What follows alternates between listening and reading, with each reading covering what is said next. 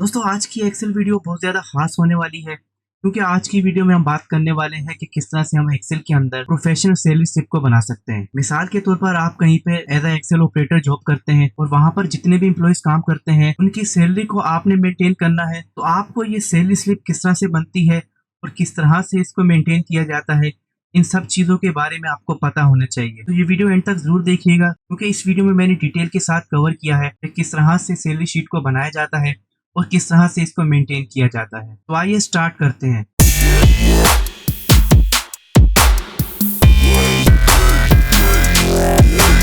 यहाँ पर हम एक्सेल शीट पर आ चुके हैं। यहाँ पर मैंने सैलरी शीट का फॉर्मेट ऑलरेडी बना के रखा हुआ है। अब सैलरी शीट के अंदर क्या क्या चीजें होती हैं और उनको किस तरह से मेंटेन किया जाता है, ये सारी चीजें हम आज कवर करने वाले हैं। तो दोस्तों सैलरी शीट के अंदर सबसे पहली चीज जो होती है वो है एम्प्लॉय आईडी। अब मिसाल के तौर पर आप कहीं पर जॉब करते हैं, किसी कंपनी में जॉब करते हैं या किसी भी जॉब सेक्टर में जॉब करते हैं, तो वहां पर एक नाम के एम्प्लॉय बहुत ज्यादा हो सकते हैं।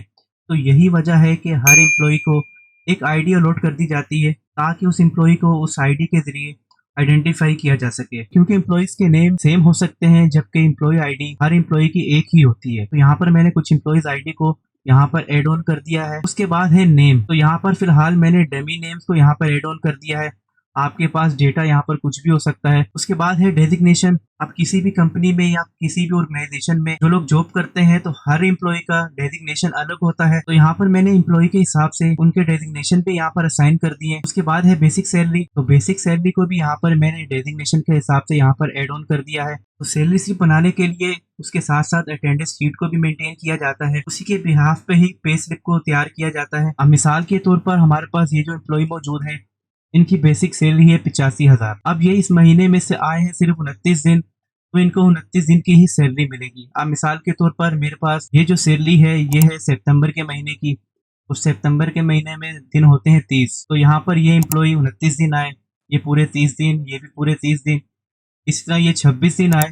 तो यहाँ पर जो भी एम्प्लॉय जितने दिन आया महीने के अंदर, तो उसको उसी के हिसाब से ही सैलरी मिलेगी। जितने दिन उसकी एब्सेंट होगी वो सैलरी वहां से उसकी डिडक्ट हो जाएगी। आई होप आपको यहाँ तक की चीजें तो समझ आ गई होंगी। तो ये डेटा आपके पास किसी तरह का भी हो सकता है, मेन चीजें हमारे पास है ये। तो ये सारी चीजें ध्यान से समझिएगा। इन सारी चीजों को हम एक एक करके डिस्कस करते हैं कि इन चीजों को किस तरह से मेंटेन किया जाता है। तो यहाँ पर सबसे पहले हम निकालेंगे सैलरी। अब यहाँ पर सैलरी किस तरह से निकलेगी, तो अब यहाँ पर जो भी एम्प्लॉय पूरे महीने के अंदर जितने दिन भी आया तो उसकी सैलरी हमें यहाँ पर निकालनी है। तो वो किस तरह से निकालेंगे, तो उसके लिए यहाँ पर मैं इक्वल का निशान लगाऊंगा। इस सैलरी को सिलेक्ट करेंगे। ये सैलरी है 30 दिन की, तो इसको डिवाइड करेंगे 30 से, तो हमारे पास एक दिन की सैलरी निकल आएगी। और इसको हम मल्टीप्लाई कर देंगे जितने दिन वो एम्प्लॉय प्रेजेंट रहा। उसके बाद इंटर कर देंगे। उसके बाद इसको मैं नीचे ड्रैग कर दूंगा। तो अब आप यहाँ पर देख सकते हैं कि यहाँ पर जो एम्प्लॉय जितने दिन यहाँ पर प्रेजेंट था उसके हिसाब से हमारे पास यहाँ पर सैलरी निकल के आ गई। तो भी आप यहाँ पर देख सकते हैं कि हमारे पास सैलरी यहाँ पर पॉइंट में मौजूद है। तो इसके लिए आप यहाँ पर होम टैब के अंदर जाके इसका डेसिमल डिक्रीज कर दें तो ये राउंड फिगर में आ जाएगी। उसके बाद हमारे पास ये चार चीजें जो मौजूद है ये है अलाउंसेस। यहाँ पर मैंने इन सारी चीजों को अलग अलग कलर से हाईलाइट कर दिया है ताकि आपको समझने में आसानी हो। अब अलाउंसेस हर कंपनी के लिहाज से हर जॉब सेक्टर के अंदर कंपनी की पॉलिसी के हिसाब से होते हैं। कहीं पर ज्यादा हो सकते हैं, कहीं पे कम हो सकते हैं,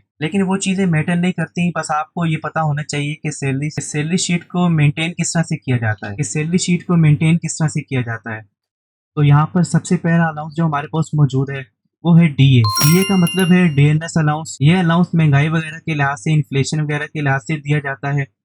इसका अमाउंट फिक्स भी हो सकता है या इसकी परसेंटेज भी फिक्स हो सकती है। तो फिलहाल यहाँ पर मैं इस डीएनएस अलाउंस को फिक्स कर देता हूँ। मिसाल के तौर पर ये अलाउंस है 1500 रुपए का। तो 1500 को इंटर करके यहाँ पे मैं इसको नीचे तक ड्रैग कर दूंगा। उसके बाद हमारे पास है एचआरए यानी कि हाउस रेंट अलाउंस। तो ये अलाउंस भी अक्सर कंपनीज में खासतौर पर गवर्नमेंट एम्प्लॉइज को दिया जाता है। अब ये अलाउंस भी परसेंटेज वाइज या फिक्स अमाउंट वाइज भी फिक्स हो सकता है। ये डिपेंड करता है कि आप जहाँ पर जॉब करते हैं वहाँ का क्या क्राइटेरिया है। तो मिसाल के तौर पर यहाँ पे मैं 12% फिक्स कर देता हूँ कि हमारा एचआरए है 12%। तो उसके लिए यहाँ पर मैं इक्वल का निशान लगाऊंगा। इस बेसिक सैलरी पे क्लिक करेंगे, इसको मल्टीप्लाई कर देंगे 12% से, इंटर कर देंगे तो हमारे पास ये एचआरए अलाउंस निकल के आ जाएगा। इसको मैं नीचे तक ड्रैग कर देता हूँ। उसके बाद है कन्वेंस अलाउंस। तो ये अलाउंस भी कंपनीज वगैरह में दिया जाता है जिससे आप अपने आने जाने का खर्चा निकाल सकते हैं। तो इस अलाउंस को भी मैं यहाँ पर फिक्स कर देता हूँ। मिसाल के तौर पर ये अलाउंस दिया जाता है 1500 रुपए। तो इसको मैं यहाँ पे इंटर करके नीचे तक ड्रैग कर दूंगा। उसके बाद है टीए यानी कि ट्रेवलिंग अलाउंस। तो दोस्तों ये अलाउंस उस वक्त दिया जाता है जब किसी एम्प्लॉय को आउट ऑफ सिटी किसी काम से भेजा जाता है, तो उसका जो भी खर्चा होता है वो उसको कंपनी पे करती है। मिसाल के तौर पर किसी को अगर आउट ऑफ सिटी भेजा जाता है तो उसके आने जाने का खर्चा, वहाँ पर रहन सहन का खर्चा, खाने पीने का जो भी खर्चा होता है वो कंपनी उसको पे करती है। अब ये अलाउंस कंपनी हर महीने तो पे नहीं करेगी, ये उसी वक्त पे किया जाता है जब किसी एम्प्लॉय को आउट ऑफ सिटी भेजा जाता है। तो मिसाल के तौर पर यहाँ पर जो हमारे पास मैनेजर मौजूद है, इनको आउट ऑफ सिटी भेजा गया तो इनको अलाउंस दिया गया 10,000 रुपए का। उसके बाद इनको नहीं भेजा गया तो यहाँ पर मैंने 0 एंटर कर दिया। उसके बाद इसको मैं नीचे तक ड्रैग कर देता हूँ। तो मिसाल के तौर पर हमारे पास लास्ट में 2 एम्प्लॉय मौजूद है, इनको भी आउट ऑफ सिटी किसी काम से भेजा गया था तो उनको भी ये अलाउंस दिया गया। तो उसका मैं अमाउंट यहाँ पे पुट कर देता हूँ, मान लीजिए 2,000 रुपये था। तो दोस्तों ये सारी चीजें थी अलाउंसेस।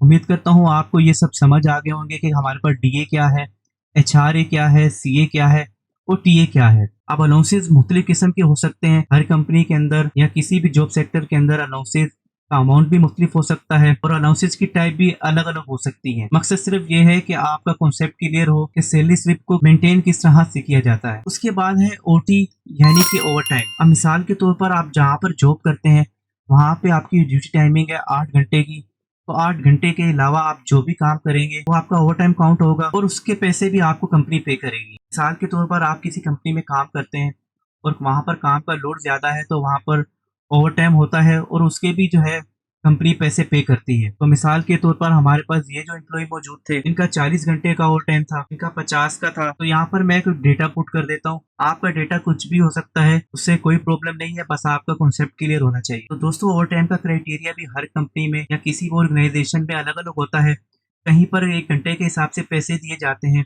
जितनी आपकी सैलरी होती है उसकी 1 दिन की सैलरी निकाल के फिर 1 घंटे की निकाल के उस हिसाब से पैसे दिए जाते हैं। वो कहीं पर ओवर टाइम के पैसे डबल होते हैं। मिसाल के तौर पर अगर आप 10 घंटे ओवर टाइम लगाते हैं तो आपको 20 घंटे के पैसे मिलते हैं। उसके बाद हमें यहाँ पर ओवर टाइम की सैलरी निकालनी है, तो वो किस तरह से निकालेंगे? उसके लिए यहाँ पर मैं इक्वल का निशान लगाऊंगा। उसके बाद जो हमारी बेसिक सैलरी है इस पे क्लिक करेंगे। अब ये बेसिक सैलरी है 30 दिन की, तो इसको डिवाइड करेंगे 30 से, तो हमारे पास 1 दिन की सैलरी आ जाएगी। और 1 दिन में आप कितने घंटे काम करते हैं? 8 घंटे। तो इसको डिवाइड करेंगे 8 से, तो हमारे पास 1 घंटे की सैलरी आ जाएगी और इसको मल्टीप्लाई कर देंगे जितने घंटे आपने ओवर टाइम किया। उसके बाद इंटर कर देंगे। उसके बाद मैं इसको नीचे तक ड्रैग कर देता हूँ। तो भी आप यहाँ पर देख सकते हैं कि हमारे पास कुछ जगहों पे पॉइंट में अमाउंट आ गया है, तो इसको आप यहाँ से जाके इसका डेसिमल डिक्रीज कर दें तो ये राउंड ऑफ हो जाएगा। दोस्तों मैं आपको एक दफा फिर समझा देता हूँ कि हमने ये ओवर टाइम की सैलरी किस तरह से निकाली। तो हमारे पास बेसिक सैलरी ये मौजूद थी, ये बेसिक सैलरी थी 30 दिन की। इसको हमने डिवाइड किया 30 से। अब 1 दिन में आप कितने घंटे काम करते हैं? 8 घंटे। तो हमने इस 30 दिन को डिवाइड कर दिया 8 से, तो हमारे पास 1 घंटे की सैलरी आ गई और इसको हमने मल्टीप्लाई कर दिया जितने घंटे हमारे एम्प्लॉय ने ओवर टाइम किया। उसके बाद इंटर किया तो हमारे पास ओवर टाइम की सैलरी आ गई। अब मिसाल के तौर पर आपको ये कहा जाता है कि हम ये ओवर टाइम के पैसे डबल पे करेंगे, तो उसके लिए आपको ज्यादा कुछ नहीं करना। उसके लिए आपने क्या करना है, आपने इसको ब्रैकेट के अंदर ले लेना है, उसके बाद मल्टीप्लाई कर देना है 2 से। उसके बाद इंटर करेंगे तो आपके पास ये ओवर टाइम डबल हो जाएगा।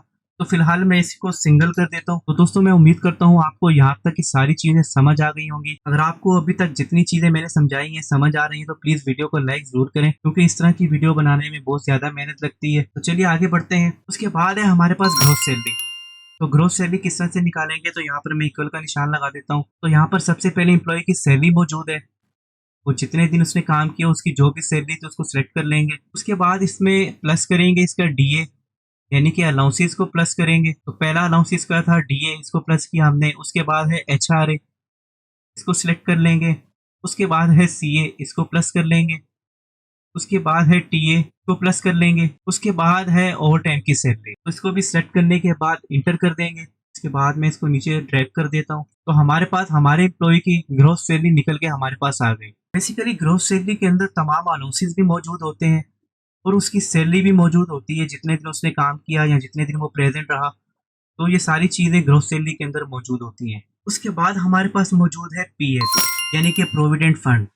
तो सबसे पहले समझते हैं कि प्रोविडेंट फंड चीज क्या है। तो दोस्तों, प्रोविडेंट फंड एक खास किस्म का अमाउंट होता है जो हर महीने आपकी सैलरी से डिडक्ट होता है, और जब आप जॉब छोड़ते हैं तो एक अच्छा खासा अमाउंट आपको वापस मिल जाता है। अब प्रोविडेंट फंड का क्राइटेरिया हर कंपनी के लिहाज से, हर जॉब सेक्टर के लिहाज से अलग हो सकता है। अब यहाँ हमारे पास हर महीने 2% पीएफ की डिडक्शन होती है, तो वो हम किस तरह से निकालेंगे? उसके लिए यहाँ पे मैं इक्वल का निशान लगाऊंगा। यहाँ से इस सैलरी को सिलेक्ट कर लेंगे। यहाँ पे आपने ग्रोस सैलरी को नहीं लेना, क्योंकि उसके अंदर अलाउंसेस भी मौजूद होते हैं। हमें लेनी है सैलरी, और सैलरी भी हमें वो लेनी है कि जितने दिन एम्प्लॉय ने काम किया या जितने दिन वो प्रेजेंट रहा, वो जो सैलरी हमारे पास मौजूद थी उसको सेलेक्ट कर लेंगे। उसके बाद उसको मल्टीप्लाई करेंगे 2% से, उसके बाद इंटर कर देंगे। यहाँ से इसको भी मैं नीचे ड्रैग कर देता हूँ। दोस्तों, मैं उम्मीद करता हूँ आपको प्रोविडेंट फंड भी समझ आ गया होगा और इसकी डिडक्शन किस तरह से होती है ये भी आपको समझ आया होगा। उसके बाद हमारे पास मौजूद है ईएसआई। ईएसआई का मतलब होता है एम्प्लॉय स्टेट इंश्योरेंस। अब बेसिकली इसका फायदा ये होता है कि मिसाल के तौर पर आप बीमार हो जाते हैं, यहाँ आपको कोई प्रॉब्लम आती है, तो यहाँ पर आपको ईएसआई का बेनिफिट दिया जाता है। लेकिन इसकी भी कुछ कंडीशन होती है। अब मिसाल के तौर पर इस कंपनी की कंडीशन ये है कि वो एम्प्लॉय जिनकी सैलरी 30,000 से ज्यादा है उनका ईएसआई नहीं कटेगा और ना ही इनको इसका बेनिफिट मिलेगा। तो यहाँ पर आप देख सकते हैं कि हमारे पास ये जो एम्प्लॉय मौजूद है, इसके अंदर जिनकी सैलरी 30,000 से ज्यादा है उनको ईएसआई का बेनिफिट नहीं मिलेगा। यहाँ पर हमारे पास नीचे ये जो एम्प्लॉय मौजूद है इनको ईएसआई का बेनिफिट मिलेगा। अब देखें, यहाँ पर हमारे पास कंडीशन आ गई। कंडीशन ये आ गई कि वो एम्प्लॉय जिनकी सैलरी 30,000 से ज्यादा है उनको ईएसआई का बेनिफिट नहीं मिलेगा। तो यहाँ पर हम ईएसआई को किस तरह से निकालेंगे उसको समझते हैं। तो यहाँ पर मैं इक्वल का निशान लगाऊंगा। यहाँ पर हम एक छोटा सा फॉर्मूला लगाएंगे इफ का। ब्रैकेट ओपन करेंगे, यहाँ से इस सैलरी वाले सेल को सिलेक्ट कर लेंगे और यहाँ पर हम कंडीशन दे देंगे कि अगर यहाँ पर सैलरी 30,000 से कम हो तो यहाँ पर मैं टाइप कर दूंगा लेस देन 30,000। तो यहाँ पर हमने कंडीशन दे दी कि अगर 30,000 से सैलरी कम हो तो यहाँ पर ईएसआई कटे। उसके बाद मैं यहाँ पे कोमा लगा के यहाँ से इस सेल को दोबारा से सेलेक्ट करूंगा। इसको मैं यहाँ पर मल्टीप्लाई कर देता हूँ 0.75% से। यहाँ पर मैं आपको फिर से समझा देता हूँ।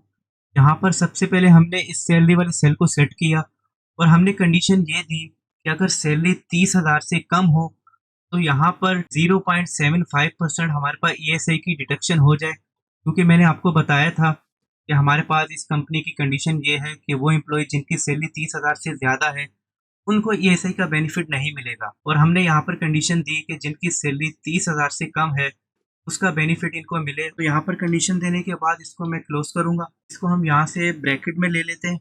उसके बाद कोमा लगाएंगे। उसके बाद अगर हमारी यहाँ पर कंडीशन ना हो तो हमें यहाँ पर 0 को प्रिंट करवाना है।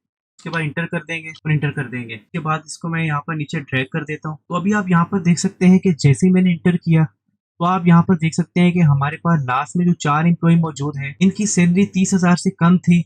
तो हमने यहाँ पर कंडीशन दी थी कि जिन एम्प्लॉयज की सैलरी 30,000 से कम हो उनकी ईएसआई यहाँ से डिडक्शन हो और इसका बेनिफिट उन एम्प्लॉयज को मिले।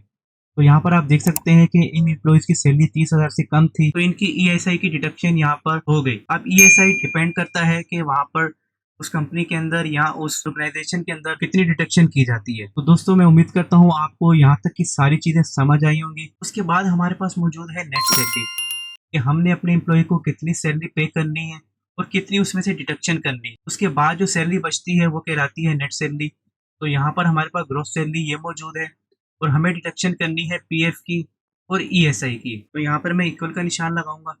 इस ग्रॉस सैलरी को सेट करने के बाद इसमें से माइनस करेंगे पीएफ को और माइनस करेंगे ईएसआई को और इंटर कर देंगे। उसके बाद मैं इसको नीचे तक ड्रैग कर दूंगा। तो हमारे पास यहाँ पर नेट सैलरी भी निकल के आ चुकी है। यहाँ तक तो हमारी सैलरी स्लिप रेडी हो चुकी है।